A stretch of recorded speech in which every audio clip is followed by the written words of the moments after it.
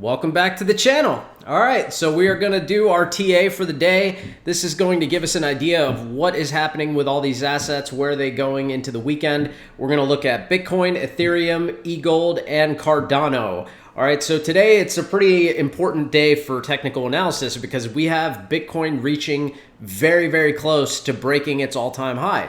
The all-time high for Bitcoin right now sits at this level here that you see on the left side of your screen. It is roughly sitting at around 58,336, 37, somewhere around there is the all-time high. And we are not too far from there. I mean, 58,000, let's just say 58,350. That's a little higher, but right now we're sitting at 57,000. So we're only about 1,300 away from the all-time high. And Bitcoin's looking quite bullish, all right? So we're going to get started with Bitcoin, and then we're going to jump to Ethereum, eGold, and Cardano. Make sure you like the video. Make sure you subscribe. Check out the Twitter check out my Twitter for any updates. I try to give you updates every couple of days or sometimes every day on things happening in the market. They're only going to be useful updates, and make sure you subscribe to me on Twitch also. The Twitch link and the Twitter link are in the description below. And make sure you like and subscribe to the YouTube channel too. Okay, so let's go ahead and take a look at what's really happening these last couple of days, all right? The first thing you see is that we had this head and shoulders pattern. It was this inverse head and shoulders, which is a very bullish pattern. And our target coming out of this is actually sitting at around 60,380, roughly there. We have basically broken out of that inverse head and shoulders, and we're halfway to our target. We're not too far away from it. And what's very interesting about this target is that, like I told you when I put this on Twitter, the target's not hit immediately, right? You can work your way up to that target over a certain period of time, and we're doing that. But the good thing about what's happening is, since we're working our way slow, we've started putting in volume already at these high levels. 58,000, we didn't have much volume when we hit it the first time. But now we've actually started putting in a good amount of volume here, and that's really, really good. That's what you want to see. You'll see the amount of volume that we have below it. It really sits at around 48, 49,000. But basically between 47,000 to 49,000 is where we have our major support zone. But now we are starting to put in a really good amount of volume at around 56 to 58,000. And that's crucial because the fact that we're putting in that much volume here already means that Bitcoin's gearing up for a pretty big move. Now, Bitcoin could dip a little bit here, and if it does, we're looking to keep this uptrend of this support uptrend line going. And if we do, then we could be hitting a drop to about 55,400, 55,500, depending on when we drop, and we could maintain this uptrend. Now, what's really key, though, is not that uptrend we're putting in now, it's the yellow line. We want to maintain that yellow line. If that yellow line gets maintained and even comes back and gets tested, that's really telling us that this is our confirmed trading channel, right? This channel. And this channel here has a peak at around 64,000, which means that if we have a burst out of here, you can expect the price to go as high as 64 to 66,000 as long as it stays on this green line. That's probably going to be our next resistance channel. And if you remember, when we broke through this green line the last time, we actually went pretty significantly high above it. And if we were to do the same thing now, that means that the price would be hitting 70,000 if it reached up that high again as quickly as it did the last time. So it's very interesting because the rest of the market is going to get very bullish if Bitcoin starts to have that momentum.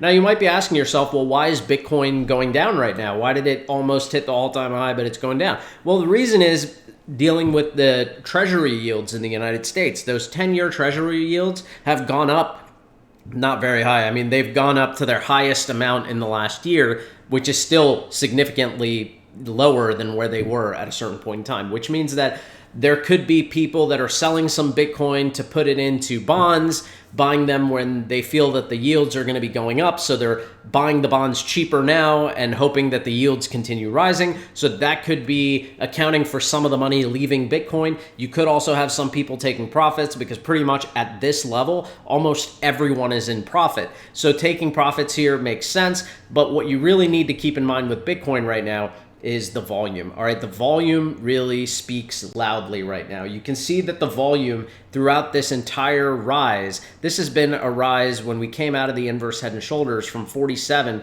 all the way to where we are now. That's a 20% jump in the last few days. Now, basically what that's showing us is that that jump happened with relatively low volume. We didn't have a burst of volume yet. Volume moves in cycles. Okay, we're going to take a look at some of the areas where we saw volume move. So I want you to focus on this bottom portion of the screen right now.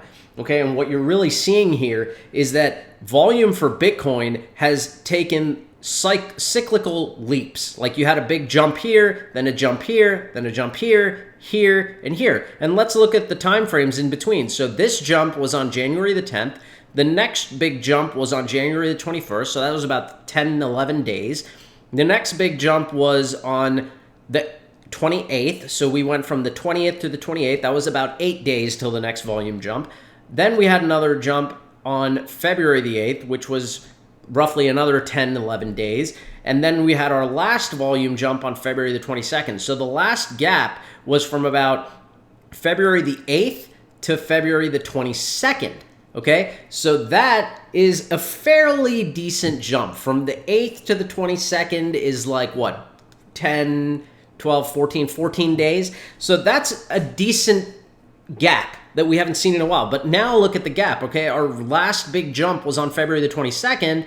We are on March the 13th. So we are starting to extend that gap, which tells me that we might be getting to a point now where Bitcoin is ready to see a rise. And you always end up having these low volume cycles. So you see like a cycle of low volume here, then you see a cycle of low volume here. Now you're seeing another cycle of low volume. So we should be expecting at some point very soon, the price is going to spike up like it did in these areas. And when that happens, Bitcoin will likely see a very big rise and start breaking past the $60,000 mark. And once it breaks through 60,000, you know, it's once again in blue sky breakout. The price could go much higher very quickly. So we could really start coming up and testing these areas at 65,000, 68,000, 70,000 if we break into this upwards channel above us. So keep in mind, it's looking very bullish for Bitcoin. It's maintaining price momentum at a very low volume area of trading.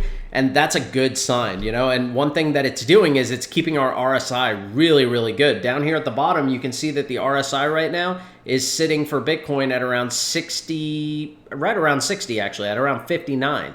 Now, if we go over to the daily chart for Bitcoin, you'll see that the RSI on the daily is also really good. It's at 65. So this means that on this daily chart, we could be looking to see the next pump upwards. And that could really, like I said before, take us past 65,000. So we're looking really good. And normally we see that when Bitcoin has a big move, it comes out of the consolidation. So you'll see here down at the bottom, this is called the MACD.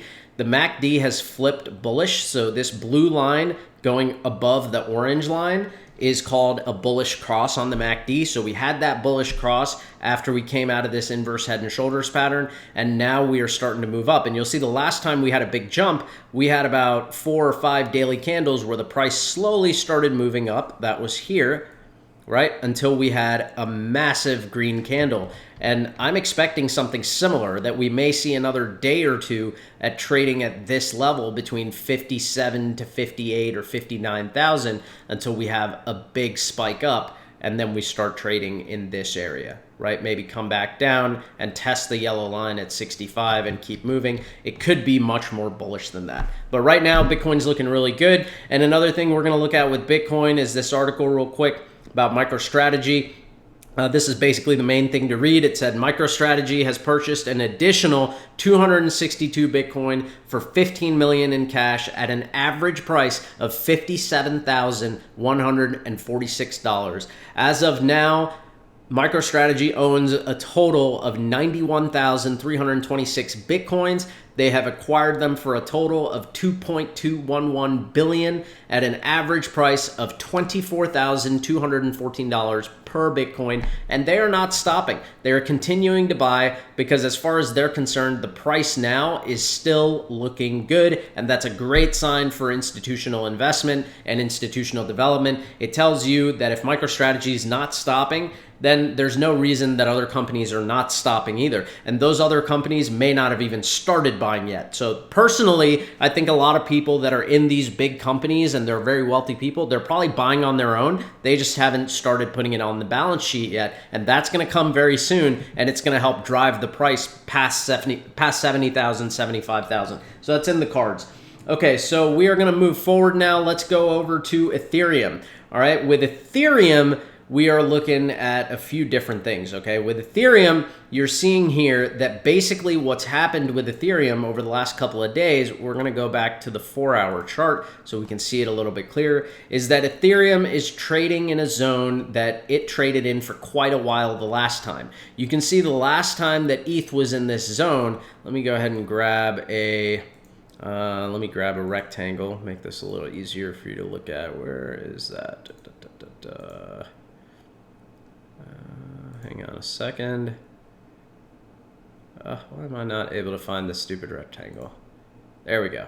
Okay, so the last time Ethereum traded in this range, it was here for a decent amount of time. We're talking about 12 days that it traded in this range, a little bit more than that actually. And pretty much in this range, now we're seeing Ethereum is stuck there again. And this is actually it's not unexpected, because if you look at Ethereum, look at the amount of volume that Ethereum has put in here.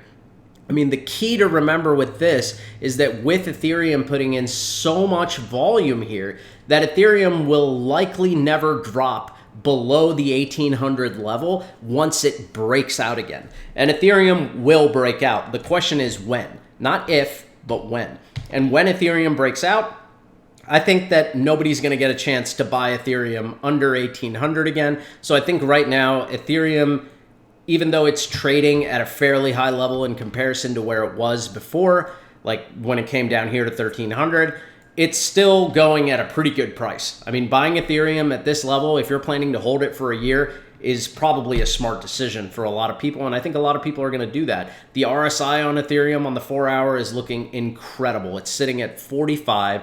If we look at the daily chart for Ethereum, it's sitting at around 53. I mean, Ethereum is looking so massively bullish right now, just with where it's trading and the fact that it's trading at a discount, that Ethereum's going to have a massive breakout at some point. I don't know exactly when it's going to happen, but I think it's going to be similar to what we saw here, right? And this kind of a breakout repeating, we're talking about a price move going somewhere into the 2,400, 2,500 range. And that I don't think is too far ahead. It's going to happen. It's just a matter of how long will Ethereum trade sideways until that happens. And what I'd probably expect to see with Ethereum is that the big move for Ethereum will be after the big move for Bitcoin. We'll probably see Bitcoin move up past 60K, and then Ethereum will just have a burst at some point and it'll break out. So I'm really looking forward to seeing that, and I really want to see where Ethereum goes.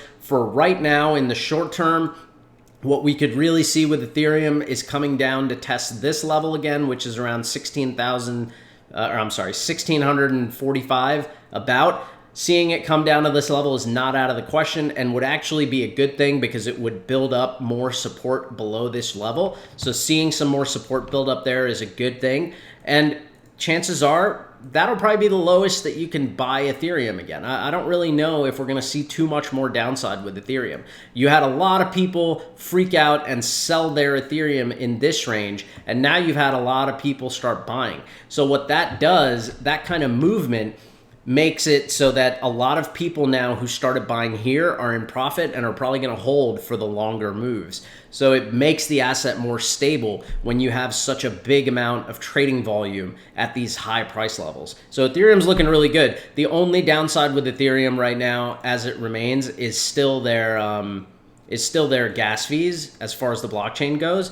But you know, those gas fees are meant to be fixed at a certain point in time in the future, not too far from now. So Ethereum could have a jump up pretty quickly once some good news comes out, or even as Bitcoin starts moving and leading the market. So I would keep a close eye on Ethereum, because once you see a breakout start happening and Ethereum starts crossing 2,000 again, it probably won't be too long until it jumps from 2,000 up to 2,500, 2,600. So it's in the works. Be ready for it. It's going to happen at some point very soon. Okay, we're going to go now over to EGLD. All right, now with EGLD, there's a few interesting things happening.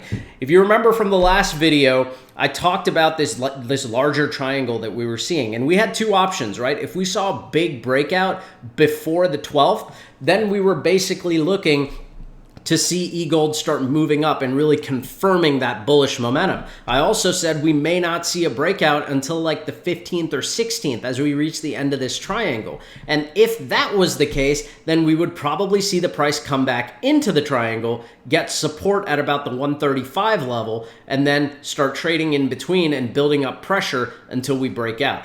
And that looks like what's happening. I mean, we haven't dropped as low as 135 yet, but we're not too far from it. I mean, the price right now is only 138. 135 or about 130 is the bottom of this triangle. So coming back down to 130 and then going back up to about 145 would basically look like this. This is what the price would look like. You would see the price go down here.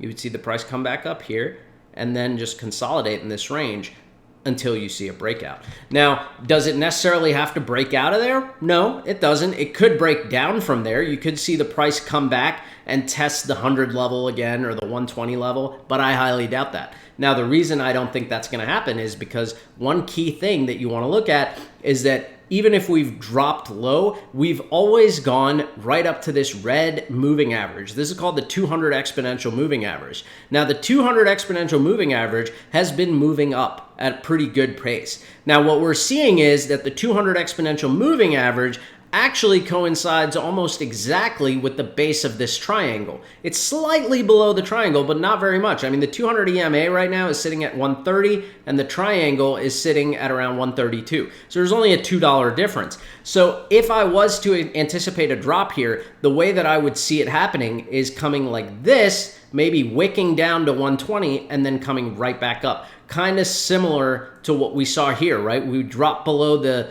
200 EMA, we wicked all the way down to a lower level at around 88, and then we started coming back up. This time, though, I don't think the drop will be as low, because since EGLD has dropped there once before, a lot of people have been buying, and the price has been coming up. Now, another very interesting thing with EGLD that has been really glaring on the charts lately is the volume. I mean, look at the volume. The volume for EGLD, I'm going to zoom in a bit so we can see it better.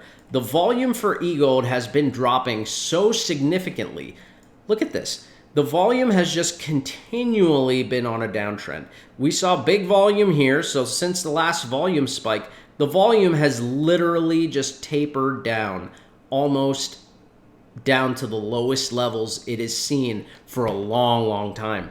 And the interesting thing about that is, even though the volume has gone down so far, the price has not moved a lot. The price has been constricting. You see these Bollinger Bands getting tighter and tighter and tighter. You see that the moving averages are all getting tighter and tighter and tighter. When you start to see this happen, and at the same time you start to see the volume get so constricted, you're looking for a big move to happen. Usually this is an indication that the price is about to spike and volume is about to spike. And that's what it's looking like with EGLD. It's looking like it's coming to the end of a large consolidation cycle. And if that's the case, another interesting thing that we're seeing is, as the volume is dropping and the price is barely dropping, the RSI has come down to 36 on the 4-hour. So right now, EGLD is sitting at a 138 price level, so it's $1.38 per EGLD. The volume is super low, meaning that we're getting closer to a volume spike. The RSI is also incredibly low. The RSI is sitting at 38. So that means EGLD can't even drop much further before it gets oversold. You know, that means that right now the charts are telling us that EGLD is looking for a big move up. That's exactly what the charts are saying. And the charts are kind of screaming that right now. Another very interesting thing for eGold right now is if we go over to the weekly chart. So we look at the weekly chart and you can see how it's been trading on the weekly time frame, right? This looks normal. We see the same triangle. We see the moving averages. All that stuff looks great, right? But if I take away the Bollinger Bands and then I put in the TD sequential, you see something very interesting now. Now you see that 1, 2, 3, 4, 5, 6, 7 weeks ago, there was a 9 flash. Okay, this 9 flashed at around $39. This was a bearish flash. So when you see a green 9 flash, that tells you that the asset is getting overextended and it needs to consolidate. What did eGold do? It went all the way from the 9 flash at 38 and shot up all the way to 238. Okay, it went on a huge rise. And that made eGold very overextended. So you started to see these red candles. And then you saw here a pink candle. That pink candle is telling you that the asset is still very overextended. And now this week, for the first time, we are seeing a new TD sequential number show up here. That new number means that we are starting to see that the TD sequential for eGold is resetting, meaning that it's ready for its next run. It's indicating to us that the consolidation is almost over. And we only have 2 days left until this candle closes. So if this candle can close somewhere between 135 and 145, like in that range in the next 2 days, that would be great, because that would basically tell us the consolidation cycle is over. We know it's over now because not only are we seeing the volume tapering, we're seeing the RSI tapering down, we're seeing the TD sequential on the weekly get reset. That is all the indications you need that a consolidation's over. What does that mean? That means that now a new cycle can begin. And what happened in our last cycle when we saw the red on the weekly chart, when we saw the red 1, we saw a red 2, so we saw some more consolidation. Then we started our bull phase. We started our next run up. And that, I think, my friends, is what we are going to see again. We've seen it a number of times before. You saw a green 9 down here. Then you saw it get overextended. You saw it go sideways. And you saw your red 1. You had a little bit of a consolidation here. And then you saw the uptrend again. And now that eGold is in a bull run, it's in its bullish phase, seeing this reset, going to another 1 or 2, maybe even trading sideways for another couple of weeks. If we're lucky, I don't know if we'll be that lucky to keep getting cheaper eGold, but if it does manage to go for the next 2 weeks on a sideways cycle and we see a red 2 and a red 3, then I think you're going to be ready to see a green 1, a green 2, a green 3, a green 4, a green 5, and that could take the price all the way up to 300, 400. The price could just start going bananas. So keep it in mind. All the indications for eGold is that this consolidation cycle is ending. And usually that's what you want to see. You want to see that consolidation cycle end with other bullish factors. And we are seeing all of them right now. We are seeing the constriction of the Bollinger Bands. We're seeing a large equilateral triangle that we are trading in with the 200 EMA right at the base. Right? So we know we have support right at the base of this triangle. We know we have resistance right at the top. We know the Bollinger Bands are getting constricted. We know that we have the moving averages all getting constricted. We know that the volume is the lowest that it's been in the last month. We know the RSI is at the most bullish levels it could be at this high of a price point. I mean, when you have so many indicators telling you that a consolidation's over and the next cycle is about to begin, at a certain point you have to decide, are these indications lying to me, or are these indications all pointing to something that is about to happen? It's all probability. There's no guarantee, but when you have multiple indicators telling you the same thing, that probability goes up. So in my eyes, what we're looking at is we're looking at the final stages of this consolidation, and the price is just getting constricted and constricted and constricted. The pressure is building, and at a certain point, whether it's in a couple of days or in a week or in a week and a half, whatever it may be, at a certain point, you're going to start seeing the volume come back to eGold. And when that volume starts to come back, the price is only going to have one direction to go in, and that's going to be up. Because think about it. Right now, you also have DeFi 2.0 coming out. You also have a lot of interesting modules in the DeFi space with Elrond. I have an economics video on Elrond coming out on Sunday. I've already recorded it. I've gone through and set it up. It's scheduled to release on Sunday on YouTube. Make sure you watch it. That's going to tell you everything about DeFi 2.0. It's going to tell you everything about staking, and it's going to tell you everything about the economics.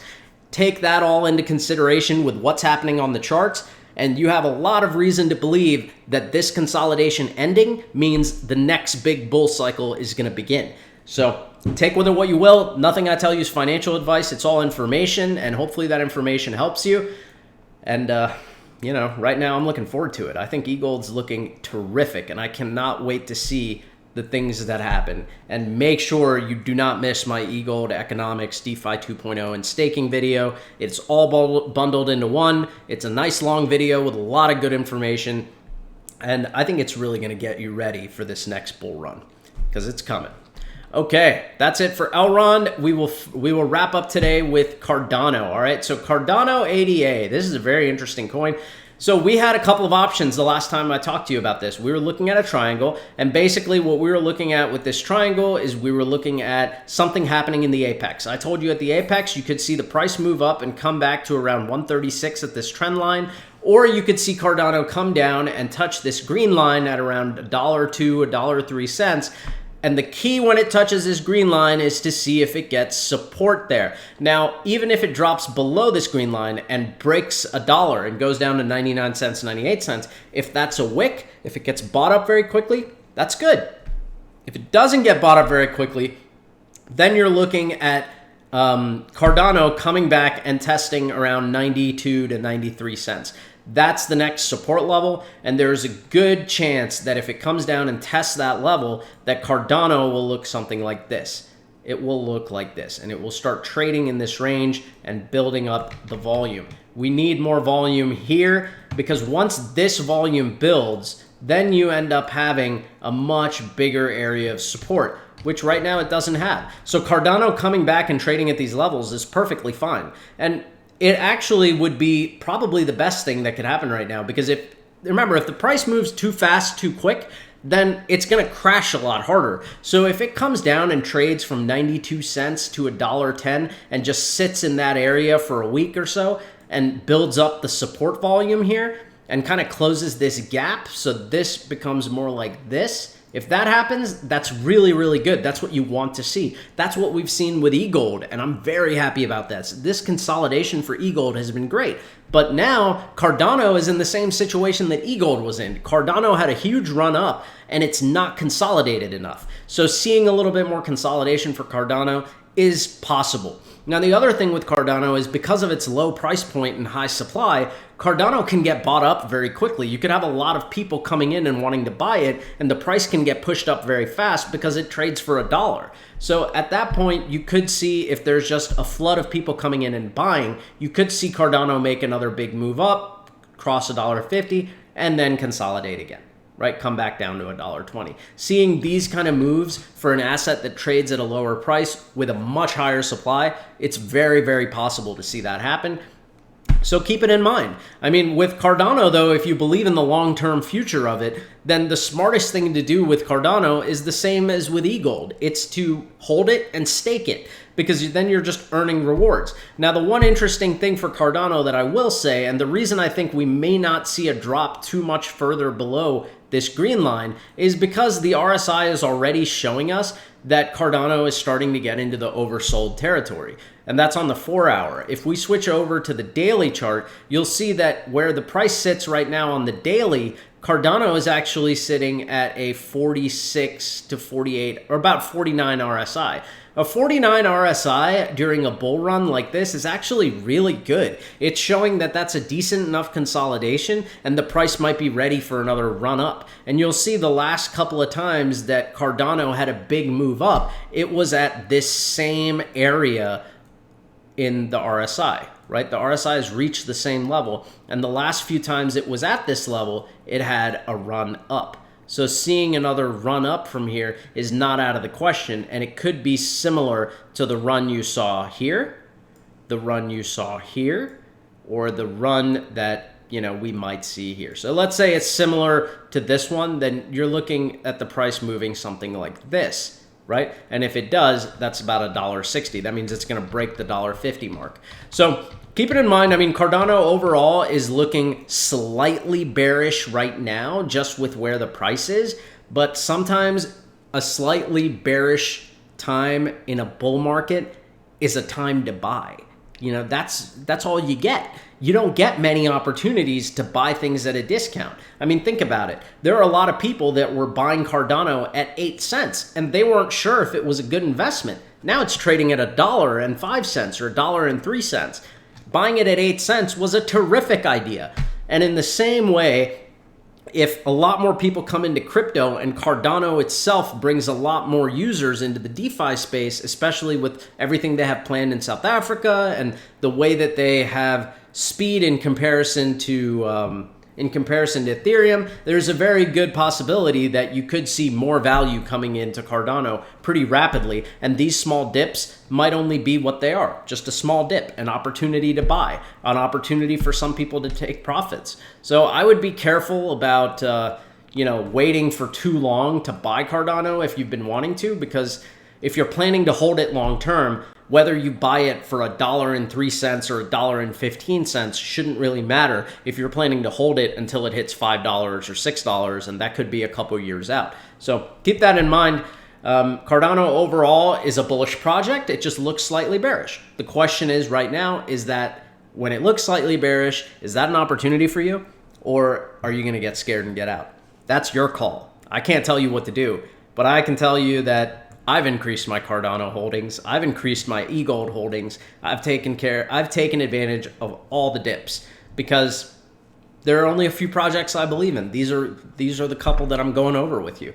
So that's pretty much it for Cardano. We're going to come back to Cardano pretty soon with a dedicated video. That might be a little bit towards the end of this month because I have a few other topics that I plan to cover before I get to that.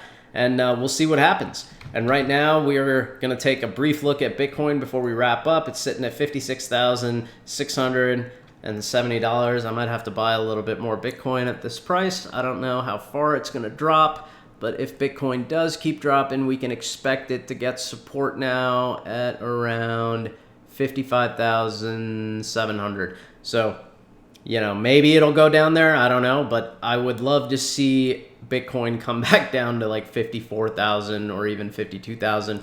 I would love to buy a little bit more Bitcoin cheaper. So if it drops, that'd be great. But we don't know what's going to happen. I think with Bitcoin, we're only a couple of days away from seeing a big move. So let's keep our eyes on it. All right, you guys, that was about 30 minutes of talking and stuff. We're going to get to the Q&A on Twitch. So if you're watching this on YouTube, make sure you follow me on Twitch. You can go look at the past broadcasts, and by the time you watch this video, it'll already be on Twitch. So you can go to the past broadcast, flip over to the end of the video, and you'll be able to see the Q&A that I have with everyone in the chat. We got about, somewhere around 32 to 35 people in chat, maybe more than that. And we're going to be answering all their questions. Thanks for joining me. If you have any questions for me directly, you can reach me on Twitter. You can also drop them in the comments below. And I'll talk to you soon. Make sure you like, make sure you subscribe, make sure you check out the Elrond Economics video coming out this Sunday, March 14th. Hope you enjoy it. Hope you have a wonderful weekend. Take it easy. Have a great one. Peace.